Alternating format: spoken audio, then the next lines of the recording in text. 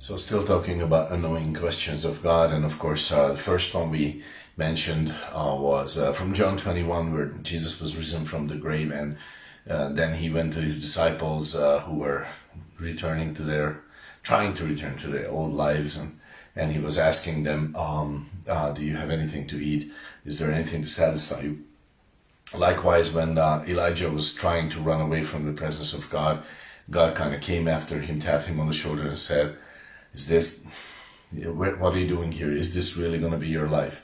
And I just want to mention the third annoying question of God here, and good morning to this simple thought from the Word of God. And this is still in John 21. So after they meet him and they know it's Jesus, and they're amazed, the resurrection has happened, and they know he's coming after them when they are sort of backsliding, when they're returning to their old ways. Then Jesus sort of talks to just Peter and says, do you love me more than these? And Jesus is asking Peter, do you love me more than these? Because Peter used to say, if everyone denies you, I will never deny you. I love you more than anyone else. And so Jesus is just asking yet another annoying question, you could think. But it is more than that. Actually, it is so beautiful. God is, of course, not asking these questions to annoy. That's not the point. He's pointing at something very important, and sort of just poking something that needs to be poked, and is saying, look, that there thing is there's something wrong with that, and he's asking Peter, do you love me more than these? So is that love really so great in you? And there is a very beautiful point with that Jesus is making.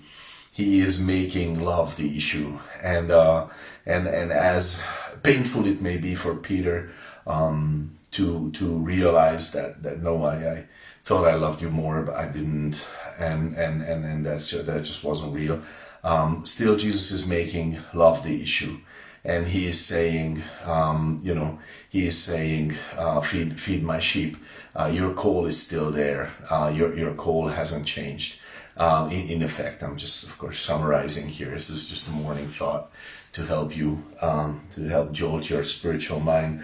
And God, Jesus is just saying, this is still who you are, and that hasn't changed, even though you are here, even though you are disappointed in yourself, and that reality is weighing heavy on you. Still, your call hasn't changed, and that's really so beautiful, because we could say, we could look at Elijah's story, you and I, we could say, yeah, that's wonderful, but it's not my call to anoint a new king, a new governor of the European Union or something, like Elijah had. It is not I don't have this astounding call to do something amazing, okay? But we all can say this. Jesus is basically saying to Peter, the issue is not how much you love me, the issue is how much I love you. And you know what? You may not be called to be the Apostle Peter, but probably not. He already did that. None of us need to do it again. We are not called to be Elijah also. That has already taken place.